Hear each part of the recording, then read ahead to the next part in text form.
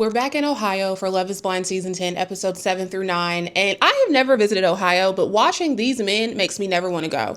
Nothing about the men that I've seen on these episodes has appealed to me. Nothing about these men in Ohio makes me want to visit. Nothing about these men makes me feel like, oh, let me go visit Ohio. Like, the men are attractive, they have good jobs, they're nice to women, they seem engaged in the women they're dating. This show has been the worst PR, I think, for the men of Ohio. So I really feel for my sisters in Ohio. I'm sorry you're dealing with these type of men. But at the same time, what I like about Love is Blind is that this show does highlight current dating trends with the age group that they're showcasing. So this show is full of millennials. Personally, I don't consistently watch dating shows.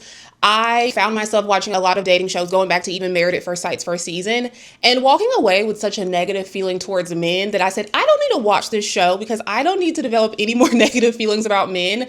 I want my feelings to be more so based on the men that I know personally and those interactions and less so about a show. But a lot of these dating shows, Married at First Sight, Ready to Love on Own, Love is Blind, even a little bit of Love Island, sometimes can make me feel negative towards men because so often they are showcasing things that we all can relate to in dating. And we're seeing so many bad traits from a lot of these men. Now, before we get into the episode, the couples, and my thoughts, one thing overall that has annoyed me about Netflix is they need to bring back the confessionals. We see the participants do confessionals when they're in the pods, but then when they come to their hometowns, we don't see the confessionals. The ones that we saw Jess do one when she left Chris. We also saw Chris sort of sit down and film and talk about his feelings one-on-one. But we don't get these one-on-one moments with them talking to the producers when they're still in their couple. And that lays out so much context. For me as a longtime reality TV watcher, the confessionals help us understand what the person in the moment is thinking, especially when we have these heightened, tense, dramatic moments. I want to know what the person is thinking in that moment and how they're feeling. The only time we really get that clarity is at the reunion or when they do interviews or sometimes when they go to the random one episode meetup when everybody gets together. And I wish we could get more insight into how are they feeling, why are they reacting this way, some more background information. That would really fill in gaps on the show. And it makes me wonder, does Netflix not do it because they don't want to invest the resources in each hometown to develop a place to film confessionals? When they're in the pods, the whole space is a soundstage essentially that's set up for filming. And I guess they don't want to replicate that in random cities around the country or when the couples are in whatever destination they go to after the pods. But the lack of confessionals really hurts the show from being better and helping me get more immersed in the show. Oftentimes, I feel like I'm really watching and making so many assumptions because I have no idea how the participants feel about things, and we never find out until much later. Ultimately, Love is Blind is one of those shows where if you want the full story, you have to almost listen to the interviews or watch or read the interviews that contestants do when the season ends, and that's really frustrating that I have to go to a secondary source to figure out what Jess was thinking or what Tyler was thinking. I want to know in the moment what they're thinking and is going through their head and what factors they're considering when they're making certain decisions. Mike and Emma on Love is Blind is one of the best examples of the gender divide when it comes to having children in the millennial and Gen Z generations. Because you have Mike, who is a man who seems pretty dead set on having children, and you have Emma, who talks about being more of a soft no, but seems somewhat committed in her thinking and rationale to not want to have children.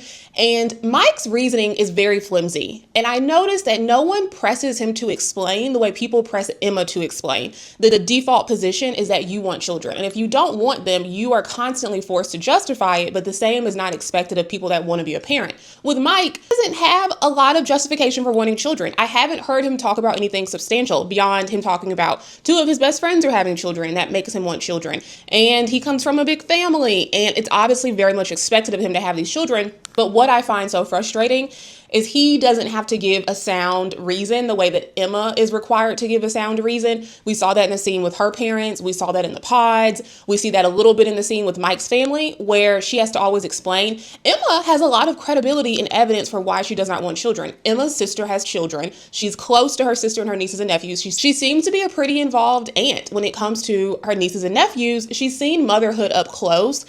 And it's clear that she's making that based off of that experience. And even what her sister says, her sister with children talked about, I understand people who don't want children after going through this myself. So we haven't seen that from Mike. I don't know how close Mike is to younger children in his life. I don't know how involved he is. I don't know if Mike has a hands-on perception of being a parent.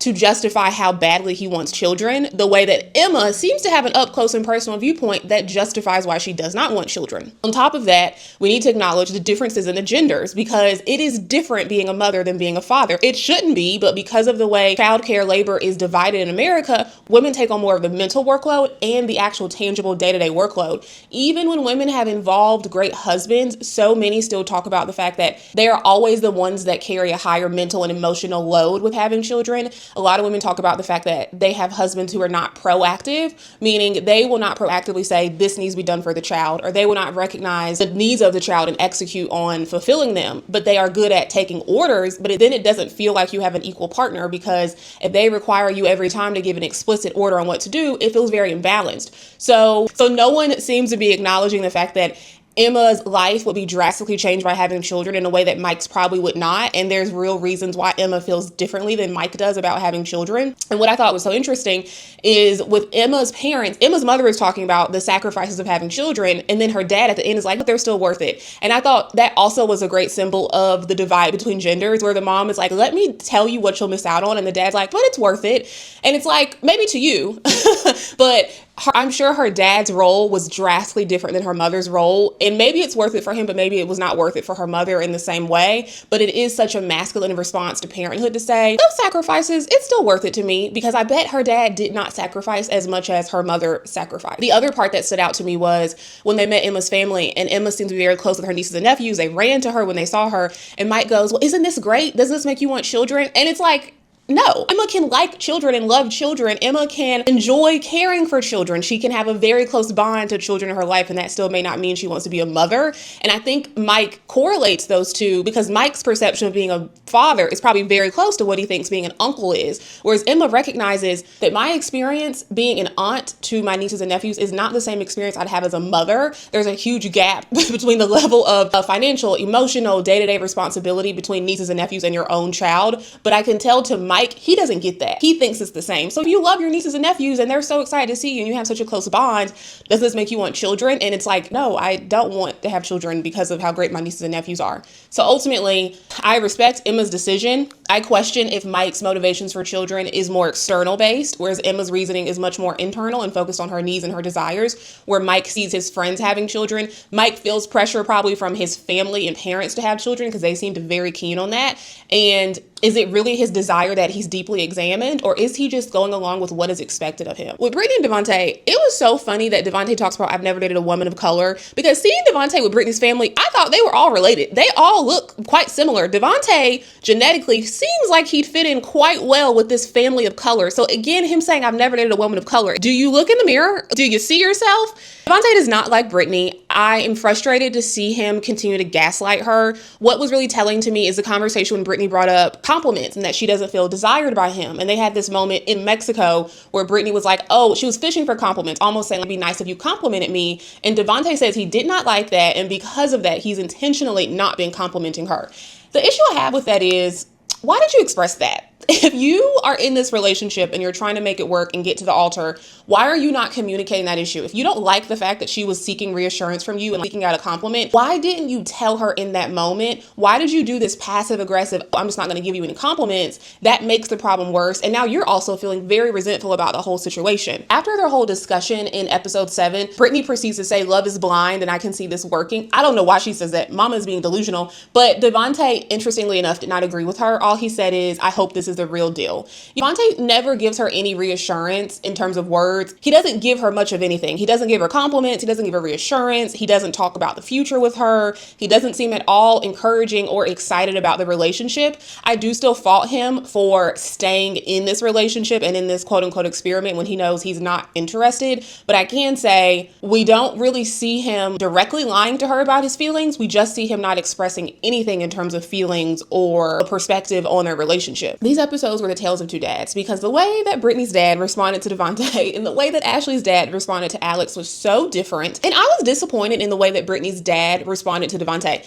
I do think that someone in your family, when you're bringing home a guy that you've known for 2 or 3 weeks that you're trying to marry, I think someone in the family needs to play the bad cop role. Someone in the family does need to take that person to task and ask tough questions and understand who is this person and use your discernment, because obviously your son or your daughter at that point is just a little love struck and they're in the honeymoon phase. is you do want someone in the family or in the friend group to really take a critical eye and question that person. And I do think that should have been Brittany's dad. I was disappointed that he seemed to fall in love with Devonta. He took to him very quickly and seemed very excited about them getting married. And it feels like Brittany's instincts are almost a little bit better. We've seen moments of Brittany questioning Devonta. Her intuition is screaming at her that this man is not invested. It gagged me that her dad, as another man, a lot of times men can read each other differently than a woman can. The way that her dad did not sense anything with Devonta, and I was disappointed. I was really hoping that her family would help her maybe come to terms or highlight some of the inconsistencies with Devonta and pick up on the fact that he has one foot out the door. But we did not see that with Brittany's dad, unfortunately. I do not see Brittany and Devonta making it to the altar. That part is very clear. I don't know who's going to leave who. I could definitely see Devonta leaving Brittany before Brittany leaves Devonta. If you recall, Brittany talked about she's already bought a wedding dress even before this show because she saw it and it was on sale. So she seems pretty committed to getting married. So I do see Devonta being the one to end things. I do not see them making it to the altar. Now let's talk about the dad on the show that did do things right. Now Ashley's daddy being a Trumper, However, I agreed with the way he was going at Alex. And I do think he obviously sniffed out Alex's BS. I don't know if he would treat every man that Ashley brings home that way, but I think it's fine. There's nothing wrong with being questions thrown at you man to man. If you're trying to marry this man's daughter and enter into this family, I think it's very reasonable for you to be able to handle questions and share more information. The questioning would not have been so challenging and difficult if Alex wasn't homeless, broke, and a liar. What I did like about Ashley's dad's questioning, especially when he started, he asked him, what do you know about Ashley? What have you learned about her? And I love that question. Instead of asking Alex to talk about himself, he said, what do you know about my daughter? You want to marry her, so what do you know about her? And I thought that was very insightful to figure out, does this guy even know my daughter? Does he like my daughter? Does he pay attention to her? Is he curious at all about her and her background? After seeing Ashley's dad, I do get why he thinks she has a bad picker. I don't think Ashley's dad is a great partner. I liked the way he questioned Alex, but by no means do I think he's the ideal role model for a husband. I noticed how quiet Ashley's mother was. She seemed pretty submissive. She had very little to say. I think we heard more from her brother than her own mother. I can totally see why Ashley has a bad picker because of the man that raised her. The other thing I noticed is Ashley seems pretty close to her family, and I don't know how close Alex is to his family and especially his mom. So when he calls his mom, he doesn't quite know what job she's currently doing. And I don't know if it's because she switched jobs when Alex was in the pods or if it's because Alex and his mom don't talk that much. But that stood out to me as, again, another component that could be incompatible. Ashley's going to have this expectation that they're close to her family, they spend time with them, whereas Alex seems to be a bit more distant and detached from his mother. From what we know about Ashley and Alex, I do not think their backgrounds are very compatible. Ashley's dad is a lawyer. She talks about him being a protector and a provider. It seems like she grew up pretty comfortable. I think she does well for herself now. Ashley's hair, that blonde that she has, that's an expensive bleach job to keep up. I'm just telling you what I know. She obviously has access to resources and she seems to have grown up pretty comfortable. Compare that to Alex. His dad wasn't in his life. His mother seemed to be the provider. It seems like his mother is still working quite hard and doing a hard job. She's a truck driver. Alex financially himself is extremely unstable now. He's going from job to job, state to state, country to country. I do question if those two are compatible financially. I don't really see it. I think Ashley's concept of a man is that he is a provider and can take care of me financially. Alex can't even take care of himself. But overall in these episodes, it's clear that Alex does not have secure employment. He basically is a day trader. It seems like he's homeless. I like confirmation on that. We never saw his home. I wouldn't be shocked if he does not have a home. He doesn't have a stable job. Ashley does. Ashley's a claims supervisor. Being in Ohio, I can guess almost what company she works at, and she probably does pretty well for herself. And you can see this difference in their career paths when Alex is like, oh, I got this job offer and one's in Arizona, one's in Florida. Where can you go? When can we decide? And Ashley's like, I have to talk to my company. I can't just pick up and go, because when you actually have a career and you have a job that you've invested time in, you aren't just going to walk away from it. And also maybe the company can't move you. Maybe there's no openings. I think Alex can walk away because Alex does not have a job. Ashley has a job. Ashley cannot tell you in 3 days whether or not she can leave her job and go somewhere else. It doesn't work that way when you have a job with a good career path. And so he was trying to shame her in this moment of, why can't you just pick up and move? And I do think part of his angle is he could later use that as a justification to break up with her. Oh, you couldn't move, or you weren't committed to moving with me, and so it made me doubt the relationship. I totally could see him setting that up as his excuse to break up with Ashley, is this reasoning of she couldn't move to the state that I wanted to move to. Alex is really big on talking about how flexible he is and how he's been able to move around and get different jobs and exist in different environments, which is impressive, being able to exist in different cultures and still thrive. But it's not so much that he's flexible, it's that his life is so unstable that he does not seem like he's making any real connections in the places he's in. He doesn't really have jobs that are worth committing to and staying for. And he doesn't seem to be like putting down any substantial roots as he's moving around the world. I don't get the sense that Alex is adventurous. I get the sense that he's very unstable. And I don't think Ashley's used to that. I don't think Ashley grew up in this type of unstable environment. I don't think that's how she's raised, and I don't think that's what she envisions for herself. But adding to this instability and being very fickle, Alex doesn't even know if he wants to live in Arizona or Florida. Those two states are on different coasts and are drastically different. I think he likes them both because politically they're mostly red states, but it shows how weak his justification is that he views those as equal and he doesn't have strong opinions about either one. So it doesn't feel like he's making a thoughtful decision about where to go next. It's just like, I'll go wherever I can get a job. But I do not see these two lasting. I do think Alex is going to say no at the altar. I think he's a coward and I don't think he'll dump her before the altar, but I do think he will say no. And ultimately that would be for Ashley's greatest good. It's very clear that Chris got intimidated when he saw how successful Jess was, and that is why he's lashing out. So, like I said in the beginning of the video, unfortunately, to really understand the show, you do have to consume some of the interviews that the participants do when the show was airing. So Jess did an interview and she talked about the fact that Chris did a 180 right after he saw her home. They'd only been back to Ohio for 3 or 4 days. And she said that Chris did not expect her to dump him. That she doesn't know what he expected, but Chris did not think that was going to end the relationship. And we obviously saw that Jess felt differently and ended it rightfully so. I do believe that Chris reacted to Jess this way to take her down a peg. What we've also learned from Chris's ex-girlfriend, who posted videos on TikTok, and she also did a radio interview about Chris, she said Chris is in $60,000 worth of consumer debt, credit card debt. So I think Chris felt very small and insecure compared to Jess, because not only is Jess a doctor, not only does she own a home, not only is that home a 4-bedroom home, it's a nice home. Her home is beautiful. Her home is well taken care of. She's invested a lot of money and effort into her home, and I think that intimidated him. I think he walked away looking at all of the ways that he is inadequate. Chris going to that strip club is so indicative of the issues that he had with Jess, because Jess was a woman who was doing so much better than him financially that to soothe himself and to soothe his hurt ego, he went to the strip club where he can feel empowered with women who are working for his money and who are doing things to placate him and satisfy him in exchange for money. I am not shocked that he went to a strip club. That is a perfect place for a man to go when he is feeling emasculated and when he is feeling less than and when he is questioning his self-worth and when he is feeling like this woman is more successful than I am and how do I measure up. Going to a strip club makes perfect sense. That is a perfect place for a man to go to boost his ego and his self-esteem back where it needs to be. And in addition to the strip club, he did other things to soothe his ego, making an Instagram with these fake AI photos that look nothing like him, and then him buying the Instagram followers. All of this was to make himself feel better. And you have to question, why does he need to make himself feel better if the girl that he is not attracted to broke up with him? And it's because he was already feeling bad. It wasn't that he was unattracted to Jess. He already was dealing with a low ego and low self-worth when he recognized that Jess was doing so much better in life than him. I think Chris wants someone that makes him feel big. I think he wants someone that he feels like he's smarter than, that he is more successful than, to make him feel more secure in himself. And he does not get that with Jess, because you also notice he talked about dating younger women. I think he told someone else this, that he normally dates women in their 20s or in their mid 20s. And that's probably because those women don't intimidate him. He probably makes more than those women. He's probably a bit more established in life than those women. So he feels like those women are beneath him and he feels more comfortable with them.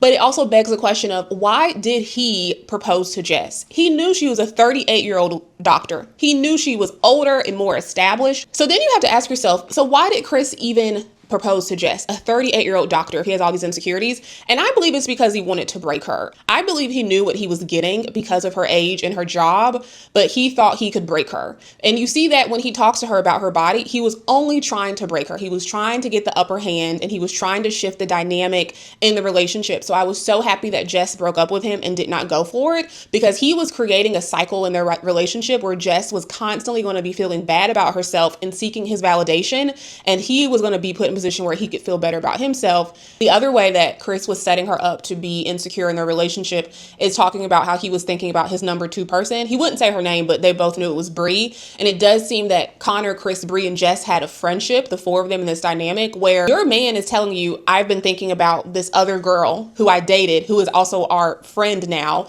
It's going to make you constantly feel insecure if you stay in that relationship. So I felt like he was doing things to set her up to take power from her and to make her feel insecure and weak, and to seek out his validation so that he could feel better about himself long term. The reason I don't believe that it was not Jess's body and her level of attractiveness is we've seen enough on this show that when a man is not attracted to the woman, he does not hide it. These men don't care anything about the women's feelings. You will know when they're in the trip post pods when they're not attracted to the woman. Hell, you'll know at the reveal if they're not attracted. The men never try to grin and bear it. So the fact that he tries to make it out to be that, I know isn't true, because we would have seen it from the moment that he laid eyes on Jess if he wasn't attracted to her. The other piece is he talks about Bree being hot.